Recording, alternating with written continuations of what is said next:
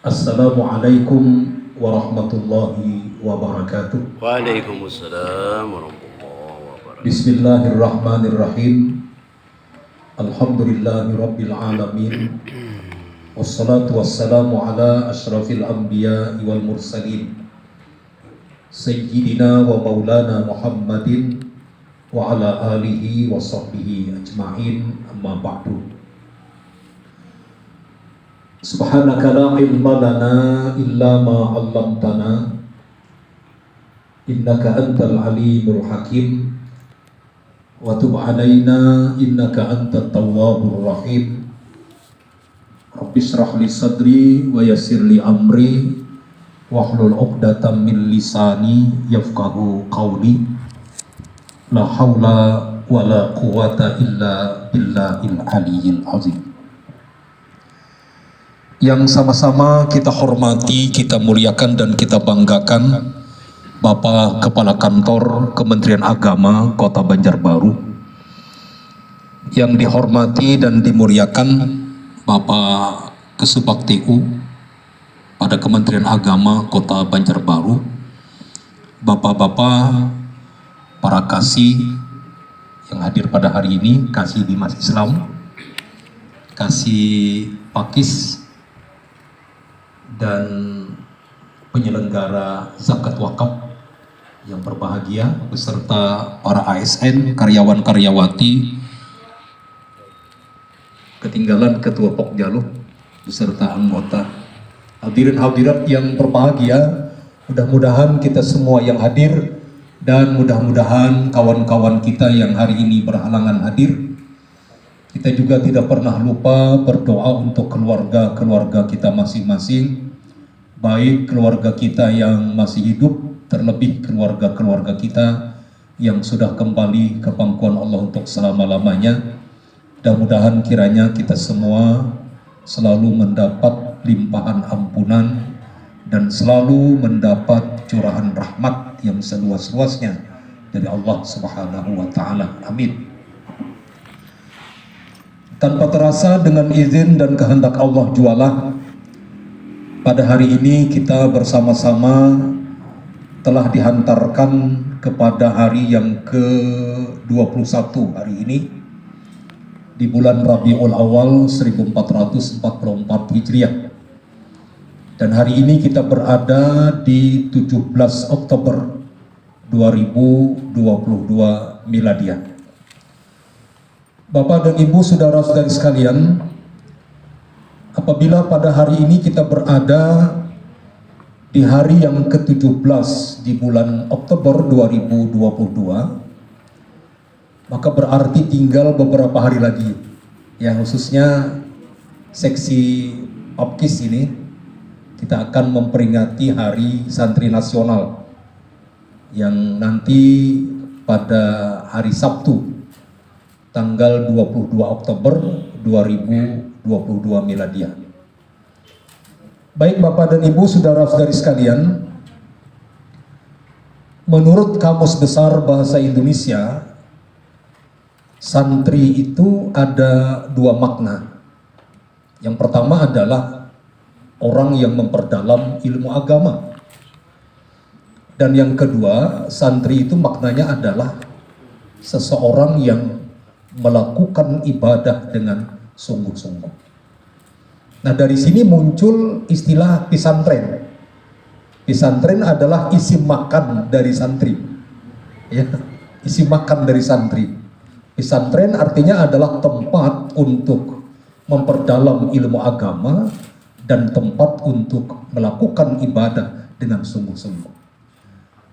Jadi artinya Bapak dan Ibu, ketika pengertian santri ini kita ambil dan kita pahami, maka sesungguhnya alhamdulillah kita yang berhadir pada hari ini boleh disebut sebagai santri. Jadi hari ini Bapak Kepala Kemenag, termasuk ulun sendiri, termasuk kita semua adalah sebagai santri. Karena di sini tempat untuk memperdalam ilmu agama.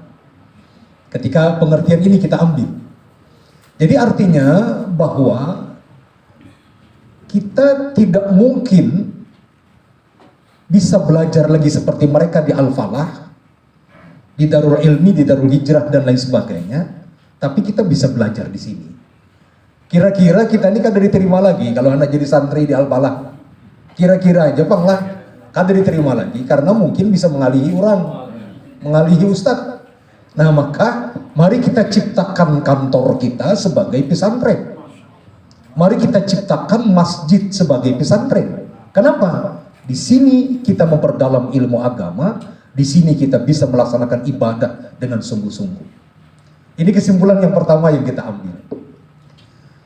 Baik Bapak dan Ibu, menurut data EMIS, EMIS itu kira-kira aja Panglah singkatan dari Education Management Information System. Kira-kira Panglah, jujur kah? Jujur gak Pak Hadi? Jujur lah. EMIS Education Management Information System itu adalah satu lembaga yang menggali data tentang pendidikan secara akurat dan tepat waktu. Ya. Menurut data EMIS bahwa ada 30.945 pondok pesantren di Indonesia. Alhamdulillah. Dan ini datanya akurat. Datanya akurat. Ada 30.000, terbalik ulun menyebut, ada 30.495 pondok pesantren di seluruh Indonesia. Dan yang terbanyak itu adalah di Jawa Barat.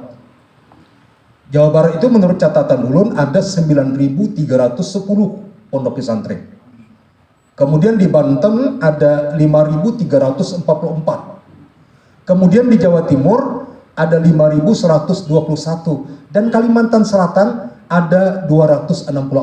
Jauh benar. Jauh benar, 264 data EMIS. Ya, data EMIS. Ulun cari di sini. Cari di Google. Jadi di Jawa Barat itu yang terbanyak 9.310.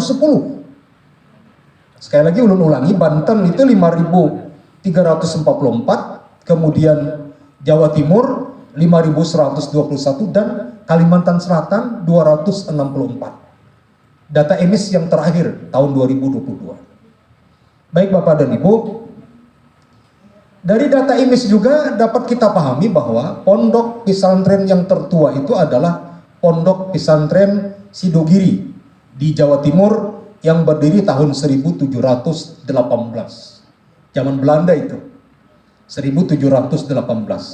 Nah, kalau Pondok Pesantren Darussalam Martapura itu tahun 1914. Ya. Kalau Pondok Pesantren Raha itu agak tua. Pondok Pesantren Raha itu berdiri tahun 1922. Nah, makanya di ini ulang tahun ya. Ulang tahun yang 1 abad ya, 100 tahun Pondok Pesantren Rasidiyah Khalidiyah Amuntai tahun 2022. Karena berdiri pada tahun 1922.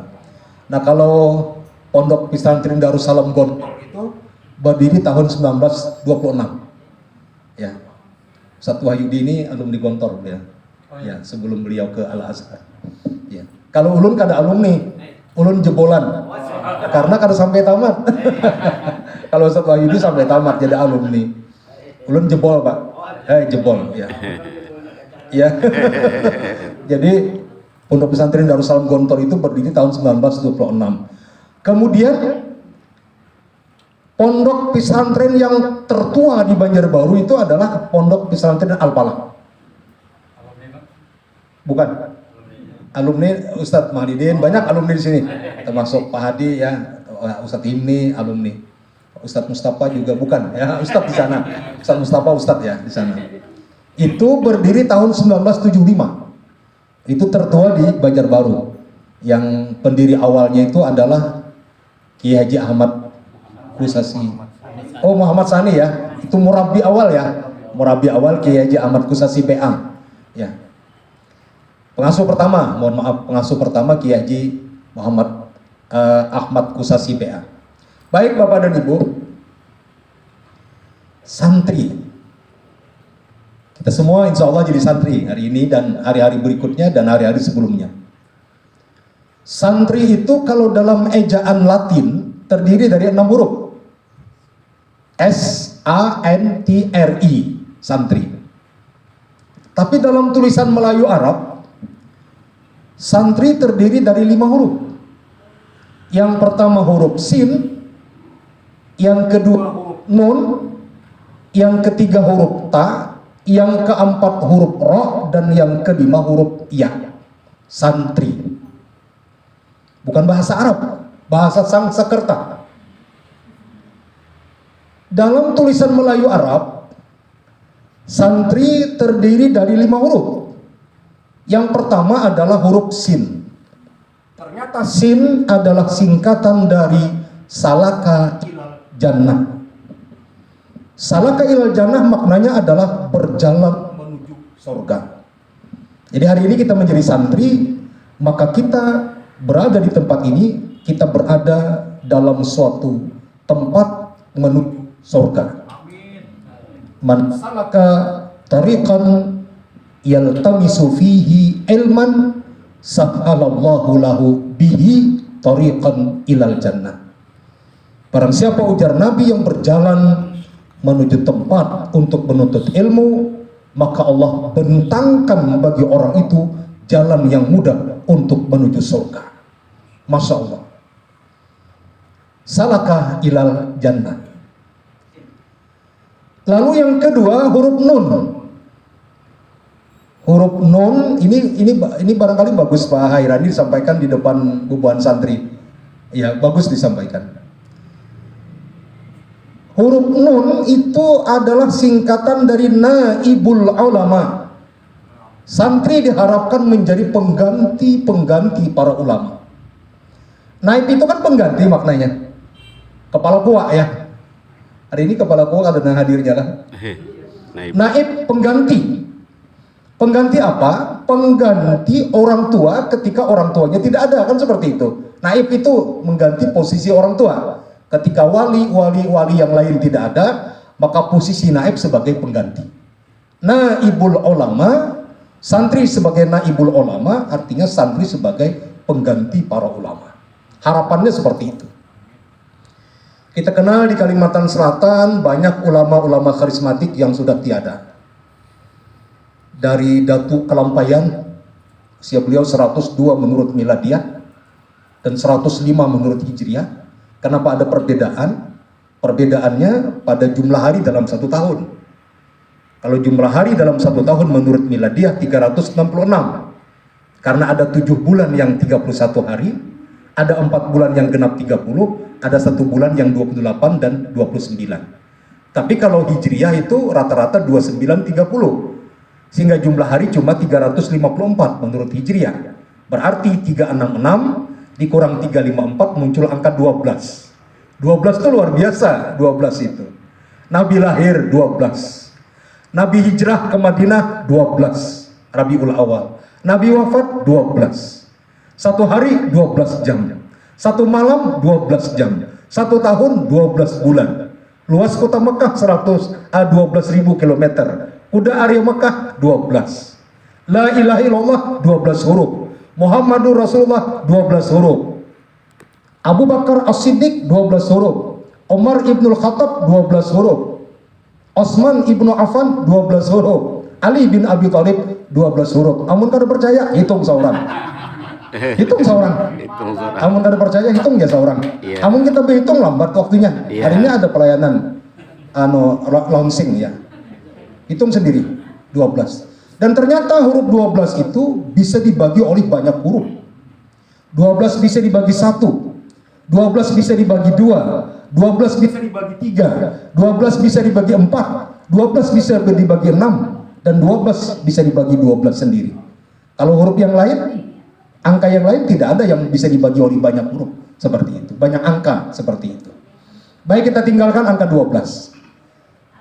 Berarti ketika ada selisih 12 huruf, maka dalam 10 tahun ada selisih 120. Dalam 20 tahun ada selisih 240. Dalam 30 tahun ada selisih 360. Persis dalam 30 tahun selisih 1 tahun antara Miladiah dengan Hijriah. Berarti kalau usia kita hari ini, mohon maaf Pak Kepala Kemenak, usia pian 56, maka pian ini sudah parak 58 menurut Hijriah, karena ada selisih 1 tahun per 30 tahun. Kalau ulun baru 35 Pak. Baru 35, insya Allah ya. Karena mau dilawan. Baik, kita lanjutkan.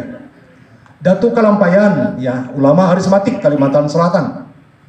Kemudian kita kenal dengan Tuan Guru Haji Jainal Ilmi. Ulun hanya sekedar tahadus bin ni'mah. Ulun terharu ketika menyebut nama beliau. Karena abah ulun pribadi, abah kandung ulun, lama berkhidmah jadi khadam sidin. Demi Allah, ulun kadang ada. Demi bang kenyataan seperti itu dalam pagar bahari. Jadi abah ketika masih di Kalua itu beliau mengaji ke dalam pagar sekian tahun. Sidin berkisah kalau banyu kosong sidin pauduan ku timbak ku isiakan.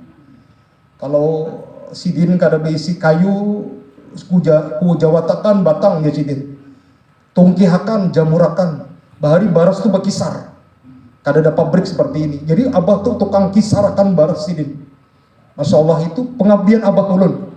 Malam mengaji, siang bakhadam laut sidin. Dan abah bagi saya itu sering makan dikipasi oleh bini sidin. Karena abah itu satu-satunya murid Patuan Haji Jainal Ilmi itu yang makan satu makanan laut sidin.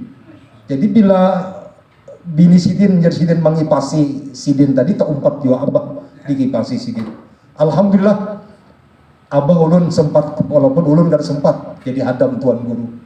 Alhamdulillah Patuan Haji Jainal Ilmi, ulun ketika ziarah ke Kelampayan selalu menyempatkan untuk menyebelah ke sebelah kanan ya, ke sebelah bagian belakang dari makam Datuk Kelampayan. Ulama harismatik kita banyak lagi, Kiai Haji Badarudin, Kiai Haji Burdan, kalau di Banjarmasin itu Burdan. Kemudian kita kenal dengan guru sekumpul Profesor Dr. Andos Haji Aswadi Syukur. Itu kalau tidak salah Bahari awal-awal profesor beliau kalau tidak salah. Bahari jarang seperti sekarang kan banyak profesor, bukan? Kalau Bahari cuma sidin profesor di IAIN itu, guru besar di IAIN itu. Dan ulun sempat Bahari ketika di Fakultas Dakwah itu sempat berdosen lawan beliau mengajar waktu itu. Dan ulama-ulama harismatik lainnya, termasuk Guru Juhdi, Guru Ridwan Kapuh. Guru Ridwan Kapuh itu beliau keluar dari Gontor 86 pas waktu itu ulun masuk. Jadi terselisih dengan beliau. Kalau Ustaz Wahyudi sempat ketemu kan? Karena sempat juga, Guru Ridwan Kapuh. Dan banyak ulama-ulama lainnya. Nah sekarang Bapak Ibu, ulun ingin menyampaikan bahwa di Banjarbaru ini ada satu makam yang mohon maaf jangan disaluk berdahulu ya, jangan disaluk berdahulu. Di Banjarbaru ini ada satu makam yang luar biasa. Dan orang banyak tidak terperhatikan itu. Ketika kita dari Banjarbaru ke Banjarmasin, maka posisi makam itu di sebelah kanan. Dan ketika kita balik dari Banjarmasin kembali ke Banjarbaru, tiba-tiba makam itu kembali ke sebelah kanan lagi. Luar biasa itu. Mungkin kepala Kemenak pun nggak tahu itu. Oh, betul. Makam Brigjen Haji Hasan Basri. Itu posisinya selalu orang gandangan, itu posisinya selalu di tengah, selalu di sebelah kanan. Nah, yang perlu kita ketahui bahwa ternyata Brigjen Haji Hasan Basri adalah pertama alumni Gontor dan yang kedua beliau alumni Al-Azhar Kairo. Alumni Gontor beliau dan alumni Al-Azhar Kairo. Itu yang kita tidak tahu. Jadi artinya beliau santri, pernah menjadi santri. Beliau alumni Gontor dan alumni Al-Azhar Kairo. Nah harapan kita, santri-santri kita ada yang menggantikan posisi-posisi mereka. Termasuk Datuk Kalampayan tadi, termasuk Kiai Haji Badarudin, dan lain sebagainya. Harapan kita santri adalah naibul ulama, sebagai pengganti para ulama. Kalau kita kada kawa jadi pengganti, mudahan anak kita barang ada. Anak kita kada kawa, cucu barang. Nah makanya jakanya kawa penghidup inilah seikung barang nah sekolah di pondok jakanya kawa. Dari 4 anak kita itu seikung barang dimasukkan ke pondok karena disitulah infak kita. Setiap bulan kita memberi duit membayar infak. Itulah infak kita sebagai infak di jalan Allah, fisabilillah. Saya pun barang mengkada anak cucu barang kena, atau anak kemanakan barang, atau anak kemanakan cucu anak kemanakan barang ada di antara keluarga kita yang sekolah di pondok. Dengan itu kita bisa berinfak. Kemudian selanjutnya huruf ta. Sin, nun, ta. Ta itu singkatan dari taibun anil ma'asi. Kembali ke jalan yang benar ketika terlanjur melakukan perbuatan maksiat. Jadi siapapun kita, ketika kita terlanjur melakukan perbuatan maksiat, lalu kita kembali zakarullah fastaghfaru li dzunubihim, maka posisi kita pada waktu itu adalah sebagai santri. Ustadz Wahyudi pernah berkisah di sini bahwa di depan makam Imam Syafi'i itu ada makam Imam Waqi'. Imam Waqi' itu salah seorang guru dari Imam Syafi'i. Dan di pintu gerbang makam Imam Waqi' itu tertulis kalimat, Syakautu ila waqi'in su'a ajzi fa'arsadani ila tarkil ma'asi wa akhbarani bi annal ilma nur wa nurullah la yubda lil asi. Ini bahari mahfuzat nang ulun paling berkesan sehingga sampai sekarang hafal.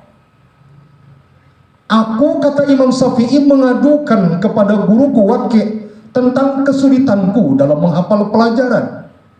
Padahal Imam Syafi'i seorang yang cerdas. Pada usia 9 tahun sudah hafal Quran. Pada usia 9 tahun sudah hafal sekian ribu hadis. Tapi kenapa pada waktu itu dia mendapat kesulitan dalam menghafal pelajaran? Lalu mengadu kepada seorang guru yang bernama Waqi'. Apa kata seorang guru? Fa'arsadani ila tarkil ma'asi. Guruku memberikan isyadat, memberikan arahan kepadaku supaya aku meninggalkan perbuatan maksiat. Wa akhbarani bi annal ilma nur, dan menjelaskan kepadaku bahwa ilmu adalah cahaya. Wa nurullah la yubda lil asi.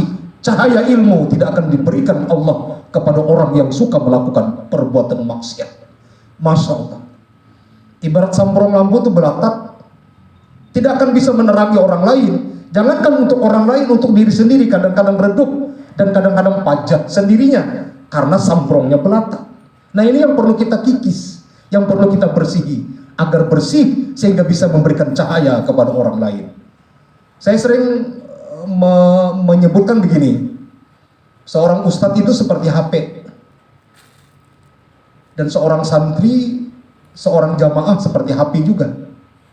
Ketika HP yang dikirim oleh seorang ustadz itu sinyalnya bagus, dan ketika HP yang menerima kiriman ustadz itu sinyalnya juga bagus, akan terjadilah komunikasi yang lancar. Tapi kalau HP yang dipegang ustadznya itu HP-nya error, walaupun HP yang dipegang santri bagus, tidak akan terjadi komunikasi. Begitu juga sebaliknya. Nah, oleh karena itu maka biasanya ustadz itu kalau ceramah, ustadz itu kalau mengajar dalam posisi berwudu. Harapannya santri juga demikian, jamaah juga demikian, dalam keadaan berwudu, lalu akan terjadilah hubungan transfer ilmu dengan lancar. Yang mengajar berwudu, yang dilajari berwudu. Makanya di pondok itu biasanya kalau ngantuk disuruh ustadz berwudu. Nah, untuk mendidik mereka agar suci. Nah, ketika terjadi sama-sama suci, maka akan terjadilah transfer ilmu dengan mudah. Nah, kalau toh terlanjur melakukan perbuatan maksiat, segera kembali kepada Allah. Jadi begini, kira-kira bang lah, kira-kira pulang nih, tuan guru kah, kada tuan guru kah, kurang lebih aja, liur kurang lebih, ya kalau penimburuan kurang lebih aja, penimburuan juga, mun baung tadi ya kalau kurang lebih aja juga. Cuma yang berbeda adalah ketika orang yang berilmu terlanjur melakukan perbuatan maksiat, apa? Zakarullah fastaghfaru li dzunubihim. Itu bedanya dengan orang yang tidak berilmu. Orang-orang yang tidak berilmu barangkali bisa hanyut, terlena dengan perbuatan dosa, perbuatan maksiat. Tapi orang yang berilmu segera ingat kepada Allah, lalu beristighfar, minta ampun kepada Allah. Ini bedanya orang berilmu lawan kada. Kita lanjutkan huruf ra. Ra itu ternyata singkatan dari ragibun bil khairat. Masya Allah. Ragibun bil khairat maknanya adalah senang melakukan perbuatan baik, senang berbuat baik. Di pondok itu dari bangun tidur, dibangunkan sebelum waktu salat subuh. Kadang-kadang pengalaman kita pribadi, ada malam-malam tertentu Ustadz itu mencari ke kamar. Jadi waktu kami di pondok dulu, Ustadz mencari kamar, menyintari lawan santri sidin. Ustadz wali kelas maksudnya. Ada murid sidin sekamar tuh berdua digarak. Karena masuk pulang ke kamar berikutnya, disintari sidin, dicari sidin, penalui sidin, murid sidin, digarak pulang. Akhirnya apa? Sudah terkumpul salat tahajud di suatu malam. Masya Allah. Agar kita terbiasa dengan perbuatan-perbuatan baik. Tahajud, salat sunat qabliyah sebelum subuh. Selesai salat subuh baca Quran. Hanya baca di pondok itu paling lawas seminggu khatam Quran. Karena memang siklus dalam 24 jam itu selalu diwarnai dengan bacaan Al-Quran. Selesai salat maghrib baca Quran lagi. Selesai salat subuh tadi baca Quran. Ada aturan-aturan dalam hidup. Dan ini harus kita pegang kendati kita berada di luar pondok. Di pondok kan bangun tidur dibangunkan. Karena waktu salat dipanggil lagi. Habis salat ada jam olahraga, habis asar ada jam olahraga. Nanti sebelum maghrib kumpul lagi. Nah, mestinya kebiasaan seperti itu mari kita bawa di luar pondok. Termasuk di rumah tangga kita masing-masing. Hidup ini harus ada aturan. Makan pagi jangan sama dengan makan siang, kata Ustadz Hardani. Makan siang jangan sama dengan makan malam. Kalau makan siang sama dengan makan malam itu buntal ngarannya. Harus dibedakan. Kalau kita makan pagi istilahnya sarapan itu setengah piring, bolehlah makan siangnya 2 piring, tapi nanti makan malam jangan sampai 2 piring. Kan ada pola hidup yang harus kita jalankan. Ada aturan hidup. Belum lagi masuk WC mendahulukan kaki kiri, keluar WC mendahulukan kaki kanan. Kena masuk rumah mendahulukan kaki kanan, ucapkan salam. Adakah orangnya? Kadadakah dalam rumah? Tetap kita ucapkan salam. Karena kita ingin agar lidah kita dihiasi dengan kalimatut thayyibah, kalimat-kalimat yang baik. Karena kita ingin ragibun bil khairat, senang berbuat baik. Yang terakhir ya singkatan dari yarjus sa'adah fid dunya, yarjus sa'adah fil akhirah. Mengharap bahagia di dunia dan mengharap kebahagiaan di akhirat kelak. Man arada dunya fa'alaihi bil ilmi, ini kata Imam Syafi'i bukan hadis. Man arada dunya fa'alaihi bil ilmi wa man arada al akhirah fa'alaihi bil ilmi wa man aradahuma fa'alaihi bil ilmi. Barang siapa yang ingin agar bahagia di dunia, hendaknya dengan ilmu. Barang siapa yang ingin agar bahagia di akhirat pun, hendaknya dengan ilmu. Dan barang siapa yang menginginkan kebahagiaan di dunia dan kebahagiaan di akhirat, maka sesungguhnya dia harus dengan ilmu. Ilmu yang menyebabkan kita bahagia. Kalau kita menanam padi, rumput akan tumbuh di seputar padi itu. Tapi ketika kita menanam rumput, jangan harap padi ikut tumbuh di seputar rumput itu. Apa maknanya? Ketika kita memperdalam ilmu agama, insya Allah ilmu yang lain bisa kita dapatkan. Tapi ketika kita semata-mata memperdalam ilmu umum, jangan harap ilmu agama bisa kita dapatkan. Selamat Hari Santri Nasional tahun 2022 yang tahun ini temanya adalah Santri Berdaya Bermartabat untuk mengangkat harkat kemanusiaan. Demikian, terima kasih dan mohon maaf. Wassalamualaikum warahmatullahi wabarakatuh. Waalaikumsalam warahmatullahi wabarakatuh. Demikianlah tadi tausiah dari